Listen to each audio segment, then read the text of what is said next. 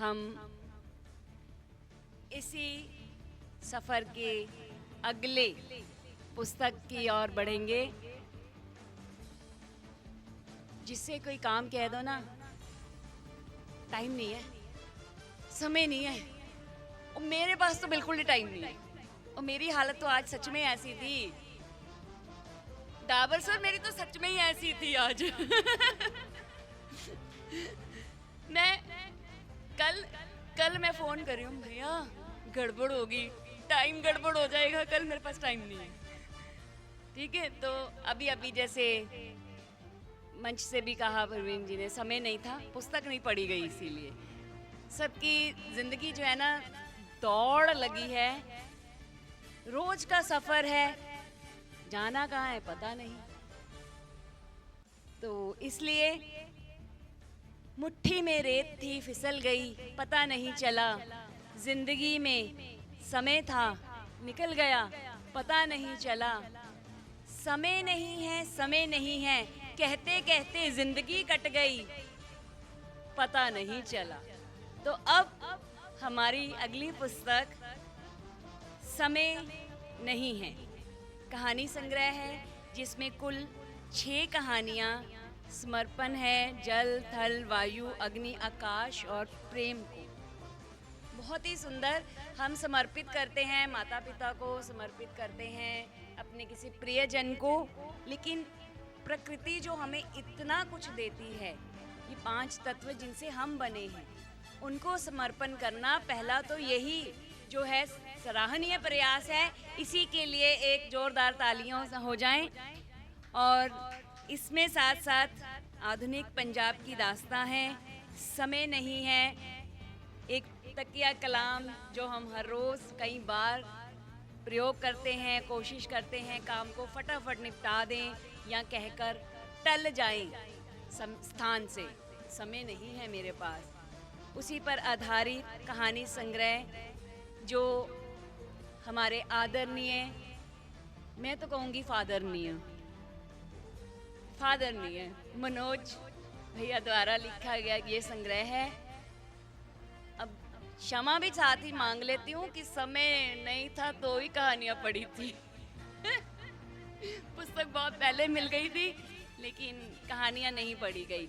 आज हम अनु के मुख से, अब इस पत्र से उसका किताब को जानेंगे, उस किताब के बीच क्या क्या है उसको हम पहचानेंगे, फिर उत्सुकता बढ़ेगी और घर जाकर फिर किताब खोलेंगे। अनु, आपका स्वागत है। अनु हमारी छोटी सी अनु, बड़ी बड़ी सी बातें, सोच विचार, ये भी सीएम स्कूल में बस प्रधानाचार्य बनने के कागार पर ही हैं, तो इनका मैं स्वागत करती हूँ। आइए। और सबसे पहले टूटे धागों की गांठ काव्य संग्रह के लिए सुश्री सपना जी को, और समय नहीं है कथा संग्रह के लिए डॉक्टर मनोज कुमार प्रीत जी को हार्दिक बधाई। और सपना जी की जब मैं बात सुन रही थी तो सबसे पहले मैं उनकी बात का ही जवाब दे दूं। उन्होंने कहा कि जब मैं अपने आप से भी बात नहीं कर पा रही थी, कविता वाकई में तभी जन्म लेती है जब आप किसी से भी बात नहीं कर पाते, लेकिन मन के अंदर जो अंतर मन है वो कहीं ना कहीं विद्रोह कर रहा होता है, कुछ ना कुछ कह रहा होता है, आपको जीने के लिए धकेल रहा होता है, उस समय कविता उपजती है। तो मैं सिर्फ 4 पंक्तियों से आपकी बात का जवाब दे रही हूँ कि दिन में अंधेरा कर लेने से कभी रात नहीं बनती, दिन में अंधेरा कर लेने से कभी रात नहीं बनती, चंद अश्क जब्त करने से कभी बात नहीं बनती, जीना पड़ता है और पीना पड़ता है समंदर तमन्नाओं के खूं का, पीना पड़ता है समंदर तमन्नाओं के खूं का, वरना जिंदगी ऐसे ही तो सौगात नहीं बनती। तो आपने आज एक सौगात दी है हमें इस पुस्तक के माध्यम से, और हम चाहते हैं कि आपकी ज़िंदगी का हर पल आपके लिए एक सौगात हो।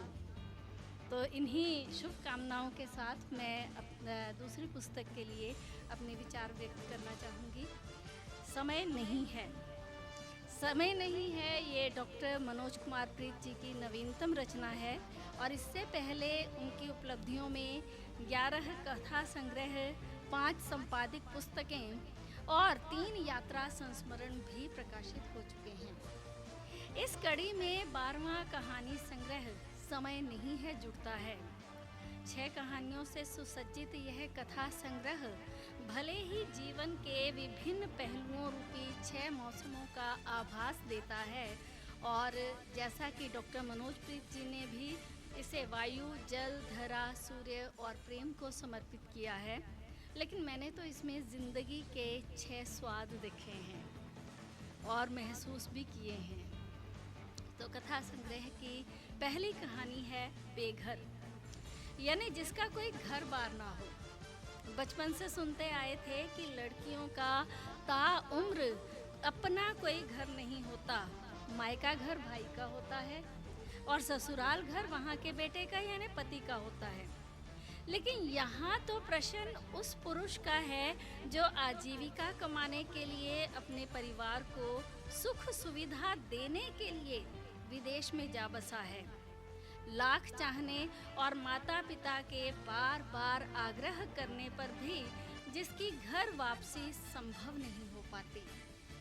जीवन के संध्या काल में और वह भी विशेष रूप से बीमारी की अवस्था में उसे स्वयं को सुनने, गुनने और समझने का समय मिलता है। वह अपने जीवन संघर्ष को जानता और मानता है, तभी तो कहता है कि यह मेरे कड़े परिश्रम का ही परिणाम है कि मेरा परिवार आज संपन्नता की शीर्ष पर है। लेकिन ना मालूम क्यों अब मुझे भीतर कुछ खाली, कुछ शून्य, कुछ फीका और कुछ खटकता सा दिखाई देता है। वे माता पिता जिन्होंने उसकी सामाजिक, मानसिक, शारीरिक और आर्थिक ज़रूरतों को पूरा करने के लिए बिना अपनी परवाह किए दत्तचित्त होकर मनोयोग पूर्वक उसका पालन पोषण किया था, उन्हीं माँ बाप की अनुरोधपूर्ण सजल आँखें और उन आँखों में भरी टीस और अपने बच्चों के पास रहने की उनकी इच्छा, सब कुछ जानते हुए भी वह बिल्कुल उन सब बातों को अनदेखा कर देता है, जैसे कबूतर बिल्ली को देखकर अपनी आँखें भींच लेता है। पिता के फिसल जाने पर और उनकी हड्डी टूट जाने पर पैदा हुई असमर्थता का बोझ माँ के आगे नोटों की गड्डियाँ रखकर उतार लेने वाली संतान भले ही जीवन में कितनी भी आगे बढ़ जाए, लेकिन उनकी माता पिता को खो देने पर खाली हाथ रह जाने का उनका एहसास और कसक कहीं न कहीं साथ जुड़े रह ही जाते हैं। जो पल पल कचोटते हैं, अपनी मिट्टी की ओर वापस लौटने के लिए पुकार लगाते हैं। और ऐसी स्थिति में लेखक का यह कथन कितना सारगर्भित और सार्थक लगता है कि कई बार परिस्थितियाँ इतनी भीषण हो जाती हैं कि ना तो चूक ना ही भूल को सुधारा जा सकता है। इंसान समय की कठपुतली बनकर जीता है या उसे जीना पड़ता है, और यह चुभन उसे हर पल कचोटती है, उसे छलनी करती है। दरअसल समय के प्रभाव में उठाए गए कदम इतने भारी पड़ जाते हैं कि इंसान का जीना भी कठिन हो जाता है और फिर भी उसे जीना ही पड़ता है। इसी कचोट का परिणाम होता है कि कथानायक अपने लुधियाना वाले मित्र मनु को फ़ोन करके उसके सामने प्रस्ताव रखता है कि वह यदि उसकी माँ को अपने साथ रख ले तो बदले में वह ना केवल माँ का पूरा खर्चा देगा बल्कि एक सहायक भी सहारे के लिए रख देगा। लेकिन इतनी बड़ी मांग अपने मित्र के सामने रखने वाला यह भूल जाता है कि माँ को किसी दूसरे के बेटे की नहीं बल्कि अपने बेटे की ज़रूरत है। इस प्रयास में भी वह अपनी जिम्मेदारी को बेबसी का जामा पहनाकर केवल मौखिक खाना पूर्ति ही करता है। पिता के बाद माँ के भी विदा हो जाने का समाचार सुनकर वह हाड़ मास के उस छोटे से कंकाल का दाह संस्कार करने के लिए लौट आता है तो खाली मकान को ताला लगाते समय और उस वापस लौटते समय उसकी पीड़ा उजागर होती है। पर कहते हैं ना कि सब कुछ लुटा के होश होश में आए तो क्या किया। यह बात कथा नायक पर भी पूरी तरह से लागू होती है। जीते जी अपने माँ बाप की बेटे के साथ रहने की इच्छा वह पूरी नहीं कर पाया, लेकिन उनके जाते ही उसे महसूस होता है कि उसने सब कुछ खो दिया। जिस माँ बाप के बल पर उसने अपने सपने पूरे किए थे, सफलता के शिखर को छुआ था, उसी सफलता की नींद में उसने अपने माता पिता के सपने अपने हाथों रौंद दिए थे। उनके सपने, उनकी आशाएं, उनका वात्सल्य, जिस सम्मान के अधिकारी थे, उनके जीते जी वह सम्मान उनकी संतान उन्हें नहीं दे पाई। ये जब वही बीमारी की स्थिति उसके खुद के ऊपर हावी होती है, तब उसे अपने वतन की मिट्टी की खुशबू याद आती है। बहुत बहुत याद आती है, और इतनी तीव्रता से याद आती है कि वह अमेरिका में अपने बच्चों के पास जाकर उन्हें भारत वापस चलने के लिए कहता है। लेकिन भौतिकतावादी प्रवृत्तियों को अपना चुके दोनों बेटे स्वदेश वापस लौटने से इनकार कर देते हैं। कथानायक को लगता है कि शायद उसकी पत्नी, जिसके साथ वह हर पल खड़ा रहा है, वह अवश्य उसके साथ भारत लौटने पर विचार करेगी। परंतु पत्नी का ये कहना कि आप चाहो तो अकेले वापस जा सकते हो, मैं तो यहीं पर ठीक हूँ। कहानी के नायक को यह आभास होता है कि उसके जीवन की पूरी कमाई केवल और केवल निराशा के रूप में ही हाथ आई है। इससे अच्छे तो उसके माता पिता थे, जिनके पास पैसा भले ही नहीं था, लेकिन निजी संबंधों की धरोहर तो थी। उसे एहसास होता है कि शायद वह समय रहते समय नहीं संभाल पाया, अपने परिवार को समय नहीं दे पाया। इसीलिए आज परिवार के सभी सदस्य उसे अपना समय देने में आनाकानी कर रहे हैं। उसे प्रतीत होता है कि तीन देशों में उसका घर होने के बावजूद वह वास्तव में बेघर ही तो है। सच कहूँ तो इस पहली कहानी में मुझे कथा नायक के आंसुओं का नमकीन स्वाद घुला मिला दिखाई दिया। यह पहला स्वाद था पहली कहानी का। और दूसरी कहानी तुम ही हो, इसका स्वाद कुछ कसैलापन लिए हुए है। इस कहानी का नायक अपनी प्रियतमा के ब्रेकअप का शिकार होकर त्रासदिक स्थितियों का उपभोक्ता एक कोमल हृदय पुरुष है, जो इतना मर्यादित है कि उसके वापस लौट आने का सपना संजोए हुए है, जो इतना व्यथित है कि प्रियतमा का उसे छोड़कर जाना मन ही मन उसे मथता है, और जो इतना निर्मल, निष्कपट और कोमल है कि अपनी प्रियतमा के किए गए छल पर बलपूर्वक भी विद्रूपता जैसे शब्दों का प्रयोग नहीं कर सकता। स्वयं कथानायक के शब्दों में, मैंने कितने अंतर्युद्ध स्वयं में विजय किए हैं, लेकिन यहाँ आकर तुम्हारे समक्ष मैं बार बार अपनी हार मान लेता हूँ। ऐसा प्रतीत होता है कि तुम्हारे साथ बनाए वह बर्फ के घर वास्तव में इग्लू ही सिद्ध हो जाते हैं, जिसे तुमने समय की मार तले पिघलने दिया है, और धीरे धीरे सब स्वाहा होता चला गया। कथानायक अपनी ही रॉ में आत्म संवाद सा करता चला जाता है। कुछ संवाद अपनी बानगी के कारण अति प्रिय दिखाई देते हैं, जैसे जहाँ तुम सदैव अपनी परिधि में रही थी, वहीं कहीं मैं भी हमेशा अपने संस्कारों और नैतिकता की दहलीज पर अडिग रहा था। तुम्हारे मिलन के वह मेहंदी सुआ पंखी, वह मयूरी ख्वाब कितने आकर्षण का केंद्र थे हमारे बीच। तुम्हारे साथ के वह पक्षाभ बादल, वह कपासी बादल हमारे भविष्य का कितना सुंदर संकेत देते थे। यदि देखा जाए तो सारा ऊहापोह मिलकर भी कथानायक को अपने विछोह के क्षणों में भी नायिका से विमोहित नहीं होने देता, और कहानी कहीं ना कहीं नायिका के वापस लौट आने की उम्मीद से जगमगाती दिखाई देती है। लेकिन कसैलापन तो है, संबंधों का कसैलापन। और ऐसा तीसरी कहानी, आप, तुम और तू, इस कहानी को हम मनोवैज्ञानिक धरातल पर जब देखते हैं तो बड़ा तीखा सा स्वाद महसूस होता है। ऐसा लगता है जैसे स्वयं लेखक का व्यक्तित्व ही कथा नायक के शब्दों में झांक रहा है। वही सादगी, वही मितभाषिता और कम शब्दों का सटीक प्रयोग, जिसमें कथा का मुख्य पात्र कहता है कि संबंध जोड़े नहीं जाते, जुड़ जाते हैं। संबंध बनाए नहीं जाते, बन जाते हैं। कुछ बातें, कुछ कार्य हमारे नियंत्रण में नहीं होते, वह स्वयंभू स्थापित संपन्न होते चले जाते हैं। स्वयं ही बिना किसी बात के संवाद समाप्त कर देने वाली कथा नायिका का कथानायक को यह लिखना कि आप इतने नाराज क्यों हैं, बहुत से सवालों को लेखक और पाठक दोनों के समक्ष खड़ा करता है। आप, तुम और तू के बीच का यह सफर कभी प्यार की गहराई को बताता है तो कभी संबंधों की टूटन का बड़ी शिद्दत से एहसास कराता है। एक जगह कथानायक कथानायिका के इस कथन को याद करते हुए कहता है कि आपने कहा था कि मुझे कुछ याद ही नहीं रहता है।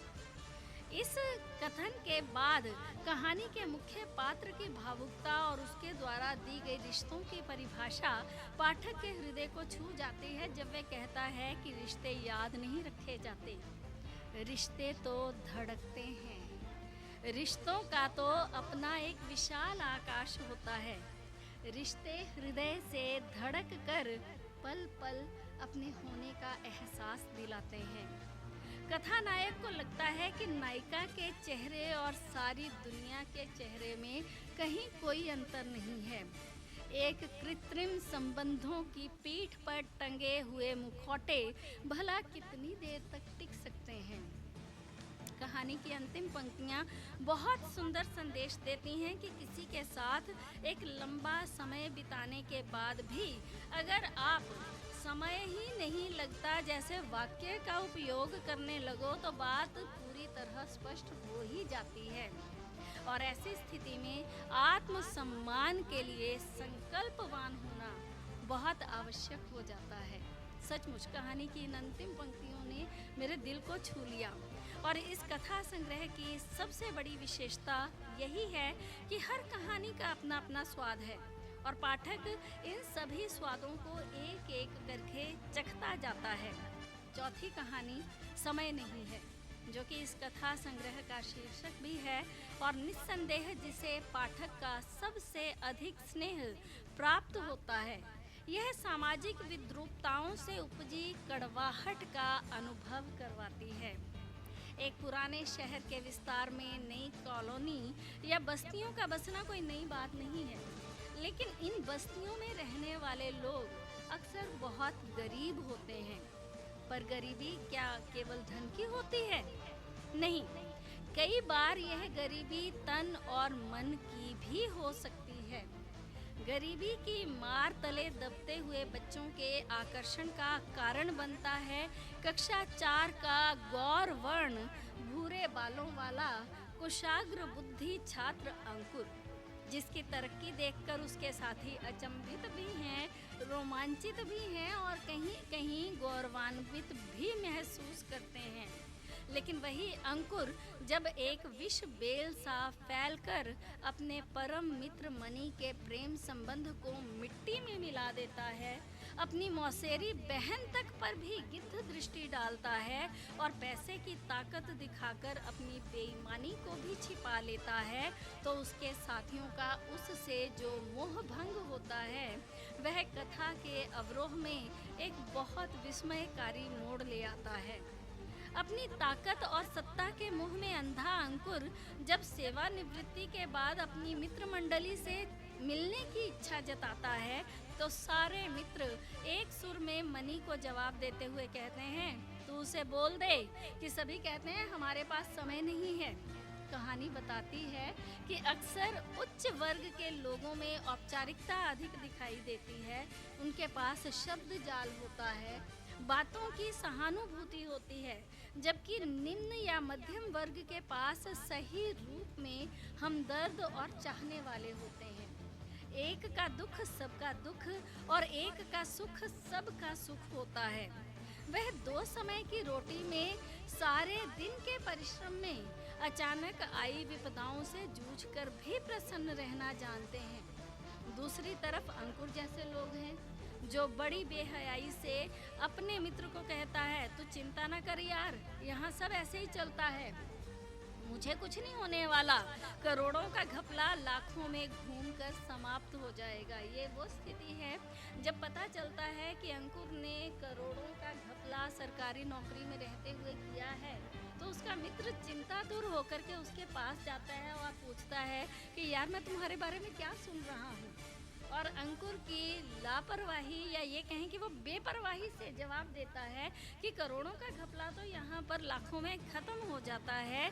कहानी कहीं ना कहीं पाठक के मन में एक आशा जगाती है कि संसार में बुरे लोग भले ही कितनी भी तरक्की कर जाएं, लेकिन अंत में वह अकेले ही रह जाते हैं। और यही इस कहानी का सबसे खूबसूरत मोड़ है, क्योंकि लोग पैसे के पीछे नहीं भाग रहे हैं, लोग विचारों के पीछे भाग रहे हैं, भावनाओं के पीछे भाग रहे हैं। और इसीलिए अंकुर के गरीब मित्र अपनी गरीबी में भी प्रसन्न हैं, लेकिन वो किसी भी ऐसे अमीर मित्र को नहीं अपनाना चाहते, उसके लिए समय नहीं निकालना चाहते जिसके लिए रिश्तों की कोई कद्र नहीं है।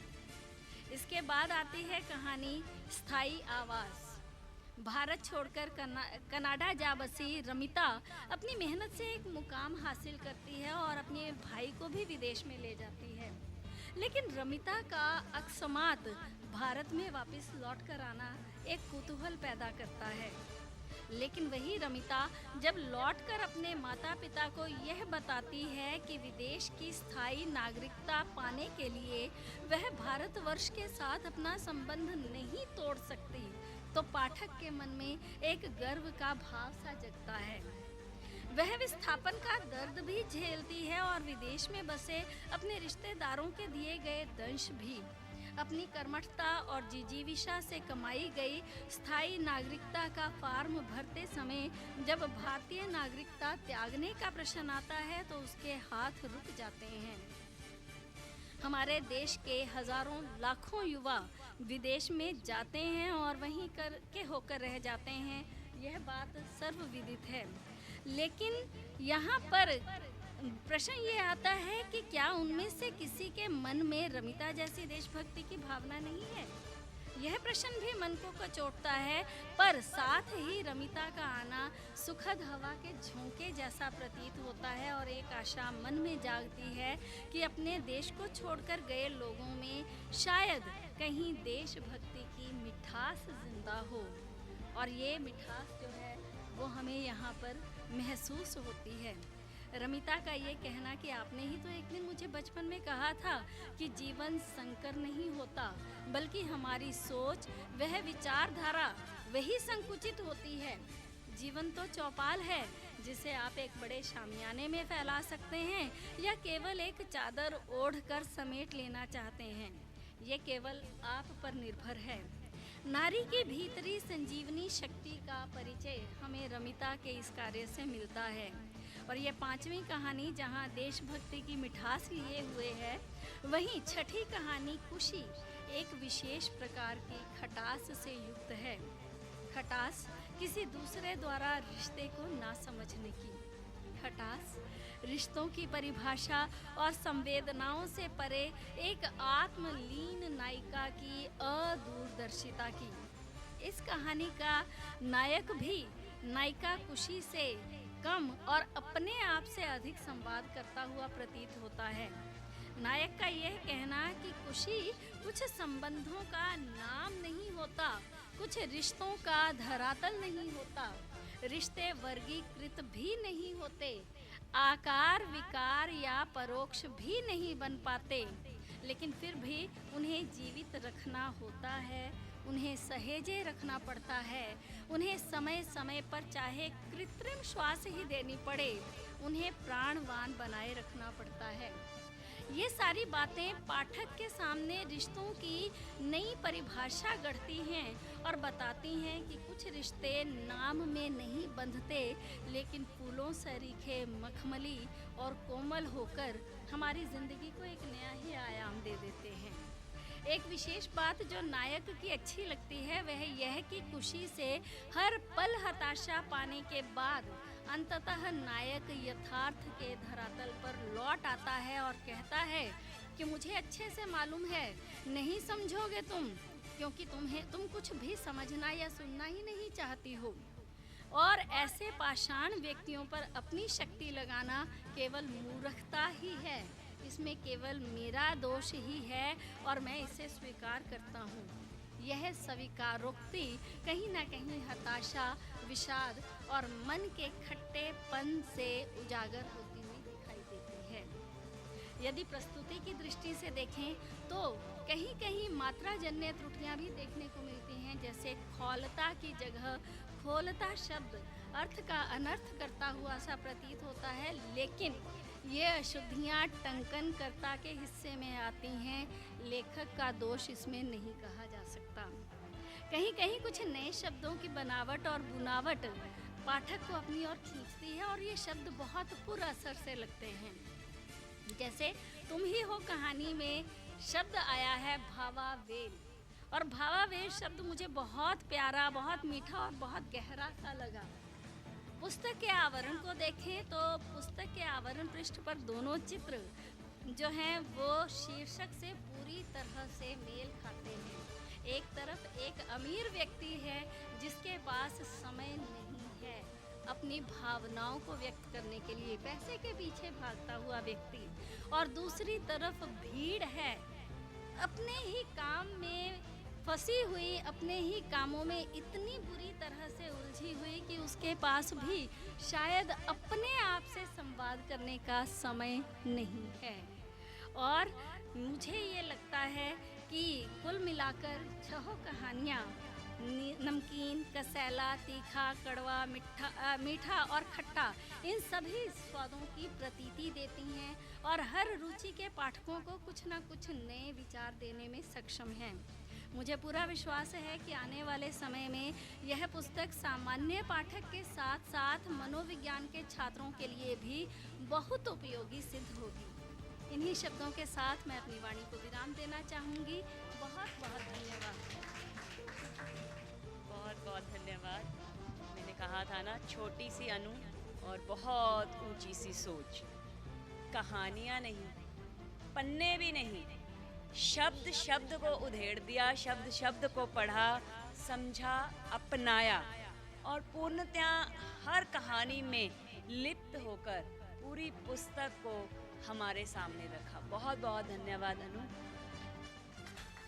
अब इसी पुस्तक पर हमारे सदन की, मैं बिटिया कह सकती हूँ, मेरी तो इसी उम्र के बराबर है, तो काजल है हमारे बीच में। वो इसी पुस्तक पर अपने कुछ विचार हमारे साथ साझा करना चाहती है। काजल, आपका स्वागत है बहुत बहुत। तो काजल अब इस पुस्तक पर क्या कहेंगी, देखते हैं। ਸਾਰਿਆਂ ਨੂੰ ਪਿਆਰ ਭਰੀ ਸਤਿ ਸ਼੍ਰੀ ਅਕਾਲ ਜੀ। ਮੈਮ ਤੇ ਸਰ ਨੂੰ ਤੁਹਾਡੀਆਂ ਬੁੱਕਸ ਲਈ ਬਹੁਤ-ਬਹੁਤ ਮੁਬਾਰਕਾਂ।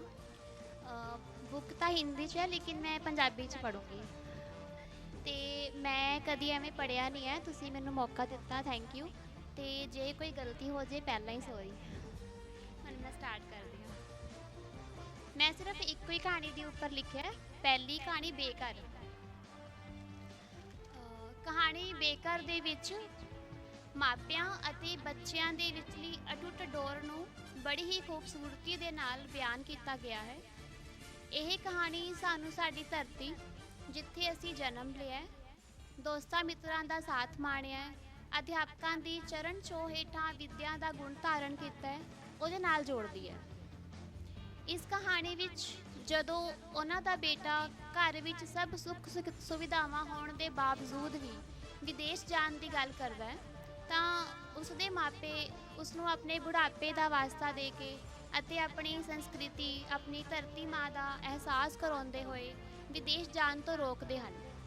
ਪਰ ਉਹ ਮਾਪਿਆਂ ਦੀ ਗੱਲ ਨੂੰ ਅਣਗੌਲਿਆਂ ਕਰਕੇ ਆਪਣੀ ਪਤਨੀ ਅਤੇ ਆਪਣੇ ਬੱਚਿਆਂ ਸਮੇਤ ਕੈਨੇਡਾ ਚਲਾ ਜਾਂਦਾ ਹੈ। ਵਧੇਰੇ ਪੜ੍ਹਿਆ ਲਿਖਿਆ ਅਤੇ ਸੂਝਵਾਨ ਹੋਣ ਕਰਕੇ ਉਹ ਬਹੁਤ ਜਲਦੀ ਵਿਦੇਸ਼ ਵਿੱਚ ਆਪਣਾ ਕਾਰੋਬਾਰ ਜਮਾ ਲੈਂਦਾ ਹੈ। ਪਤਨੀ ਦਾ ਸਾਥ ਵੀ ਸੀ ਤੇ ਬੱਚਿਆਂ ਦਾ ਪਿਆਰ ਵੀ।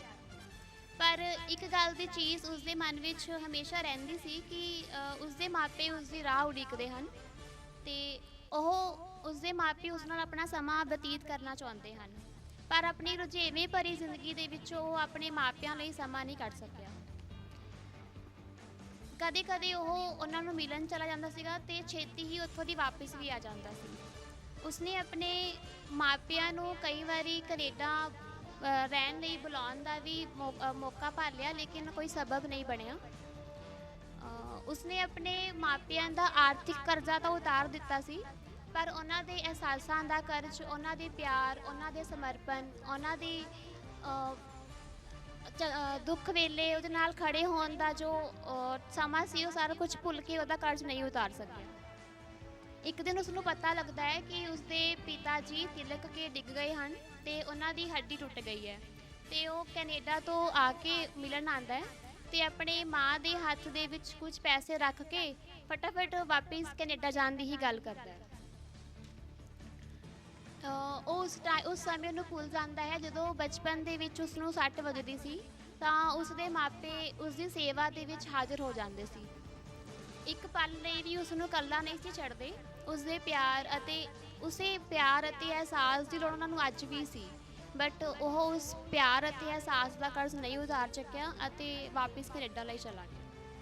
ਕੁਝ ਸਮੇਂ ਬਾਅਦ ਉਸਦੀ ਮਾਂ ਦਾ ਫੋਨ ਆਉਂਦਾ ਹੈ ਕਿ ਉਹਨਾਂ ਦੇ ਪਿਤਾ ਦਾ ਸਵਰਗਵਾਸ ਹੋ ਗਿਆ ਹੈ।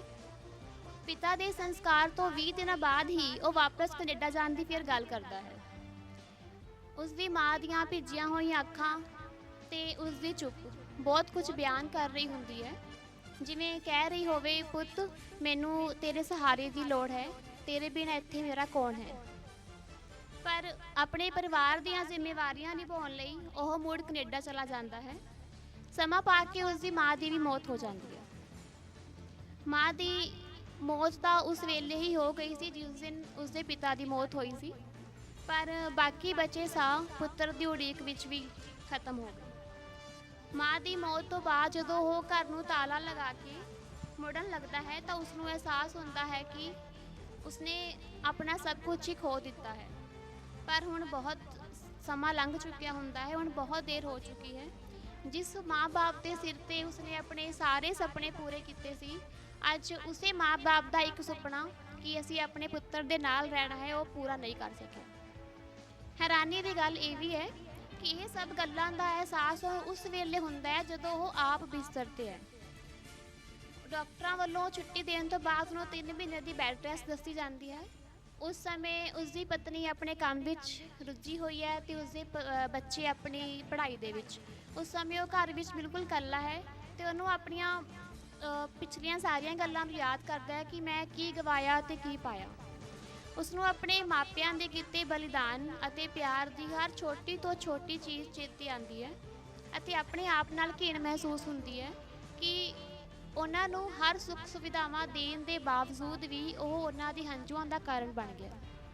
ਪਰ ਹੁਣ ਬਹੁਤ ਦੇਰ ਹੋ ਚੁੱਕੀ ਹੈ, ਉਸਦੇ ਮਾਪੇ ਇਸ ਦੁਨੀਆ ਤੋਂ ਜਾ ਚੁੱਕੇ ਹਨ। ਪਰ ਉਹ ਆਪਣੀ ਮਿੱਟੀ, ਆਪਣੇ ਦੋਸਤਾਂ ਮਿੱਤਰਾਂ ਨੂੰ ਖੋਣਾ ਨਹੀਂ ਚਾਹੁੰਦਾ। ਉਹ ਆਪਣੇ ਅਖੀਰੀ ਸਾਹ ਆਪਣੇ ਪੰਜਾਬ ਵਿੱਚ ਲੈਣਾ ਚਾਹੁੰਦਾ ਹੈ। ਉਹ ਆਪਣੇ ਪੁੱਤਰਾਂ ਦੇ ਘਰ, ਜੋ ਕਿ ਅਮਰੀਕਾ ਦੇ ਵਿੱਚ ਹੈ, ਜਾਂਦਾ ਹੈ ਤੇ ਉਹਨਾਂ ਨਾਲ ਪੰਜਾਬ ਮੁੜਨ ਦੀ ਗੱਲ ਕਰਦਾ ਹੈ। ਪਰ ਉਸਦੇ ਬੱਚੇ ਉਸ ਦੀ ਗੱਲ ਨਹੀਂ ਮੰਨਦੇ ਤੇ ਉਲਟਾ ਉਸਨੂੰ ਹੀ ਸਮਝਾਉਂਦੇ ਹਨ ਕਿ ਹੁਣ ਅਸੀਂ ਪੰਜਾਬ 'ਚ ਰਹਿ ਕੇ ਕੀ ਕਰਨਾ ਹੈ, ਸਾਡਾ ਸਾਰਾ ਕੁਝ ਇੱਥੇ ਹੀ ਸੈਟਲ ਹੈ ਤੇ ਅਸੀਂ ਇੱਥੇ ਹੀ ਰਹਾਂਗੇ। ਬਟ ਜਦੋਂ ਬੱਚਿਆਂ ਦੇ ਸਮਝਾਉਣ 'ਤੇ ਵੀ ਉਹ ਨਹੀਂ ਮੰਨਦਾ ਤਾਂ ਉਸਦੇ ਬੱਚੇ ਇੱਕੋ ਹੀ ਸਾਹ ਦੇ ਵਿੱਚ ਕਹਿੰਦੇ ਹਨ ਕਿ ਪਾਪਾ ਜੇ ਤੁਸੀਂ ਜਾਣਾ ਹੈ ਤਾਂ ਚਲੇ ਜਾਓ, ਅਸੀਂ ਤੁਹਾਨੂੰ ਮਿਲਣ ਆ ਜਾਇਆ ਕਰਾਂਗੇ। ਤੇ ਉਸ ਦਾ ਆਪਣਾ ਬੀਜਿਆ ਹੋਇਆ ਬੀਜ ਹੁਣ ਪੁੰਗਰ ਗਿਆ ਸੀ। ਉਹ ਆਪਣੀ ਪਤਨੀ ਨੂੰ ਪੰਜਾਬ ਜਾਣ ਲਈ ਕਹਿੰਦਾ ਹੈ। ਉਸਨੂੰ ਉਮੀਦ ਹੁੰਦੀ ਹੈ ਕਿ ਉਹ ਉਸਨੂੰ ਮਨਾ ਨਹੀਂ ਕਰੇਗੀ, ਪਰ ਉਹ ਵੀ ਉਸਦੇ ਨਾਲ ਤੁਰਨ ਤੋਂ ਮਨਾ ਕਰ ਦਿੰਦੀ ਹੈ। ਉਹ ਸੋਚ ਰਿਹਾ ਹੈ ਕਿ ਭਾਰਤ, ਕੈਨੇਡਾ ਅਤੇ ਅਮਰੀਕਾ ਵਰਗੇ 3 ਦੇਸ਼ਾਂ ਦੇ ਵਿੱਚ ਉਸਦਾ ਘਰ ਹੋਣ ਦੇ ਬਾਵਜੂਦ ਵੀ ਹੈ ਤਾਂ ਉਹ ਬੇਘਰ ਹੈ। ऐसे गुलाब से खुशबू आती है, कैसे गुलाब से खुशबू आती है, ऐसे गुलाब से खुशबू आती है, तो काजल ने थोड़े समय पहले ही हम सबके साथ यहाँ इस मंच को ज्वाइन किया। वैसे ये छुपी रुस्तम है, उम्र में देखने में छोटी सी लगती है, लेकिन इसकी एक पुस्तक भी आ चुकी है। तो इसीलिए मैं पहले इसको सुनना चाहती थी कि इसकी तारीफ बाद में करूँगी। तो ऐसे गुलाब जब मनोज सर जैसे माली के हाथ में चढ़ जाते हैं तो वो अपना रंग रूप और सौंदर्य पा लेते हैं। तो अब हमारे पास एक आलोचक समीक्षक किताब पर लिखने वाला हमारे साथ और जुड़ गया। ठीक है ना, हम एक और व्यक्ति मिल गया है जिस पर हम अपनी पुस्तक को देकर अपने कार्यभार को थोड़ा हल्का कर सकते हैं। बहुत खूब काजल, बहुत अच्छा पढ़ा। तो पंजाबी में था, लेकिन एक एक शब्द मन को छू रहा था। उतनी ही गहराई थी जितनी लिखते समय लेखक के कलम से आई। तो अब प्रक्रिया को आगे बढ़ाते हुए लेखक को मंच पे बुलाऊंगी कि वे अपने भावों को हमारे साथ साझा करें, पुस्तक की प्रक्रिया को हमारे साथ बताएं। धन्यवाद ममता जी, और हार्दिक धन्यवाद अनु जी का। कहानियाँ लिखी गई, कैसे लिखी गई मैं खुद नहीं जानता। कोई बहाव आता है तो लिखा जाता है, लेकिन अनु जी के प्रपत्र से मैंने दो बातें इस पुस्तक के संदर्भ में सुनी कि 6 कहानियाँ और 6 ऋतु। मेरे को अच्छा लगा, और 6 कहानियाँ 6 स्वाद, मीठा, सैला, नमकीन, फीका, जो भी है। इस तरह की संज्ञा से मेरे को लगा कि ये कुछ नयापन आपने ढूंढा है। इसके लिए मैं आपका हार्दिक धन्यवाद करता हूँ। बात कहानियों की, 6 की 6 कहानियाँ मेरी अपनी कहानियाँ हैं। मेरी अधिकतर कहानियाँ लगभग 90 से 95% अपनी ही होती हैं। मैं कल्पना में नहीं जीता, और जो मेरी निजी नहीं होती वो मेरे मित्र वर्ग की, मेरे परिवार वर्ग की ऐसी कहानियाँ होती है जिनके साथ मैं वर्षों जीता रहा हूँ, और फिर वो दुख मेरा अपना दुख हो जाता है, तो मैं फिर वो अपने से लिख लेता हूँ। वैसे लिखता भी नहीं हूँ मैं, लिखा जाता है, ये कहा जाए तो ज़्यादा अच्छा है, क्योंकि लिखने के लिए कुछ बैठा जाए तो आदमी नहीं लिख पाता। मेरा अपना अनुभव है। और जब कुछ ज्वार फूटता है तो स्वयं में कुछ लिखा जाता है, तो खुद को भी बाद में एहसास होता है कि ये क्या अच्छा लगा या बुरा लगा, वो बात अलग है। ये 6 कहानियाँ, इनमें से 5 कहानियाँ, वो अंतिम वाली कहानी खुशी को छोड़ दे तो ये 5 कहानियाँ मेरे निजी जीवन की 50 वर्षों के अनुभव की कहानियाँ हैं, जिसकी एक एक कहानी की नींव और बुनियाद मैं स्वयं हूँ। बेघर में वो मित्र मेरा अभी भी है, और हम तीसरी चौथी कक्षा से पढ़ते रहे हैं, और वो 25 साल पहले चला गया था। और वो जब भी मेरे को मिलता है तो उसकी दृष्टि में केवल पैसा, स्टेटस, पैसा होता है। और उसके माँ बाप उसके ही नहीं थे, बचपन में भी मेरे थे, क्योंकि मैं उनके घर रहता था, मेरे पड़ोसी थे। तो उनका जो दर्द मैंने देखा तो मेरे को लगा कि ये अन्याय हुआ है। और ये भी अनुरोध उसका था, मेरे मित्र का, कि तू मेरी माँ से बहुत प्रेम करता है, अब उसको अपने पास रख ले। मैं रख भी लेता। उसने लालच दिया था, पैसा दूंगा, कोई सेविका रख दूंगा, लेकिन मैंने उसको ये एहसास करवाने के लिए उस माँ को नहीं रख पाया कि जो तेरा धर्म था वो अब किसी के ऊपर मत थोप, तेरे को सारी ज़िंदगी मैं ऐसे ही जलालत से मरने के लिए विविश करूँगा। और वो शख्स अभी भी दुत्कारता है अपने आप को कि, और ये भी सत्य है, उसके बच्चों ने मना कर दिया, उसकी पत्नी ने मना कर दिया, और वो वहाँ पर अभी कभी बात करता है तो उसके मन में अभी भी पैसे की बात होती है, और या उसको लगता है कि मैंने जो पंजाब, जो अपना शहर खो दिया, वो अब भरपाई नहीं हो सकती। और समय नहीं है कहानी ये भी मेरे मित्र की है, मेरा अभिन्न मित्र रहा है, तीसरी चौथी से हम पढ़ते रहे हैं, बहुत ही निर्धन परिवारों से रहे हैं। हमारे लिए फ़ीस का भी 2 रुपये 3 रुपये देना बड़ा मुश्किल था, और वो शख्स अच्छा कुशाग्र बुद्धि का था नहीं है, और वो ऊंचाइयां चला गया। और इसी बीच जो भी घटनाक्रम है वो बिल्कुल सत्य है, और समय समय पर उसको मिलता रहा, और वो अपने गुमान में व्यस्त रहा, और उसको बहुत पैसा, उसका भी आज एक कोठी होशियारपुर में है, चंडीगढ़ में है, कनाडा में है, और कितने प्लॉट हैं उसको अभी भी मालूम नहीं है।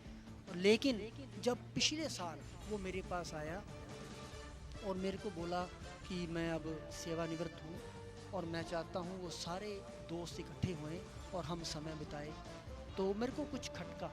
मैंने अपने एक एक करके सभी मित्रों को अनुरोध किया कि अरुण जी वापस आ गए हैं, नाम बदला है मैंने, अंकुर वापस आ गए हैं और मैं चाहता हूँ कि सभी मिलें। तो वो लोग जो आज भी कारीगर हैं, मेहनती हैं, उन्होंने खटाक सा एक ही जवाब दिया कि उनको बोल दो हमारे पास समय नहीं है, हमें उसके बड़े भवन, उसकी बड़ी गाड़ियाँ और उसका उठना बैठना बिल्कुल पसंद नहीं है। हम अपने घरों में अपनी मित्रता में इसी तरह बहुत खुश हैं। तो जब ऐसी बातें होती हैं, उसने इतना पैसा कमा के, उन दोनों मित्रों ने इतना पैसा कमा के भी क्या खोया वो नहीं समझे, और हमने कुछ भी ना गवा के सभी कुछ हमारे पास है। पैसा नहीं है, पैसा तो किसी के पास भी नहीं है। जिसके बाद पूछो, आज शायद अंबानी भी कहेगा कि मेरे सिर्फ 15 देशों में फैक्ट्री हैं, 25 में होनी चाहिए, वो भी उम्मीद रखता है। लेकिन पैसा सभी के पास है। जो कुत्ता गली का है वो भी रात को रोटी खा के ही सोता है। ये बात केवल समझने की है, और मैंने यही संदेश अपने समाज को और अपने परिवारों को देने की प्रयास किया है। और सबसे बड़ी बात जो आज हमारे समाज की विडंबना है कि हमारे बच्चे कनाडा की तरफ भाग रहे हैं, और उसके बाद जो माँ बाप का हाल होता है।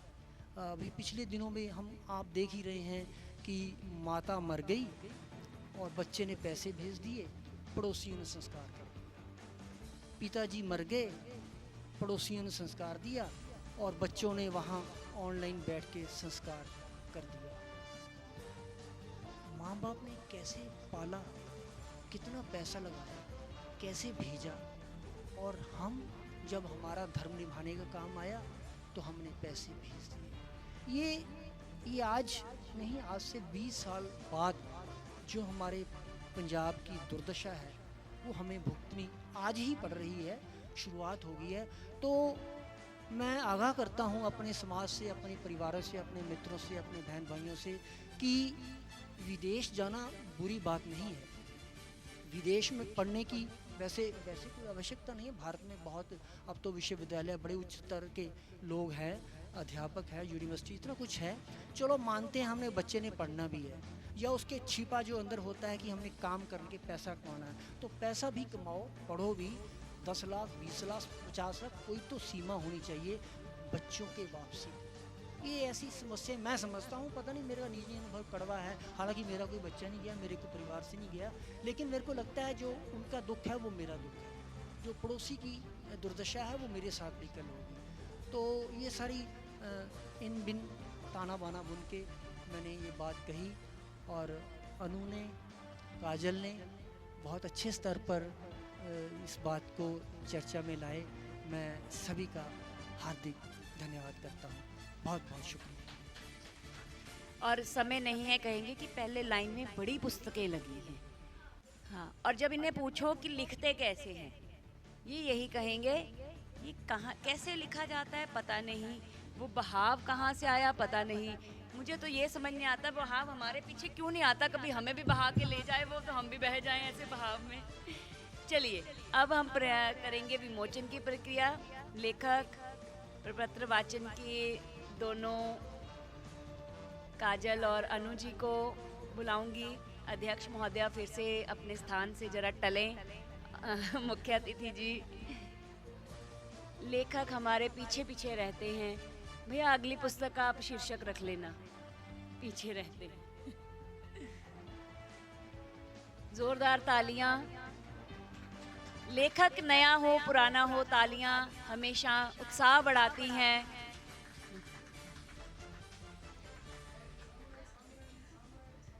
मनोज भैया ऐसे फोटो खिंचा रहे हैं जैसे पासपोर्ट साइज के बना रही हूं। मैं तो साथ खड़ी होगी, मेरी आ जाएगी।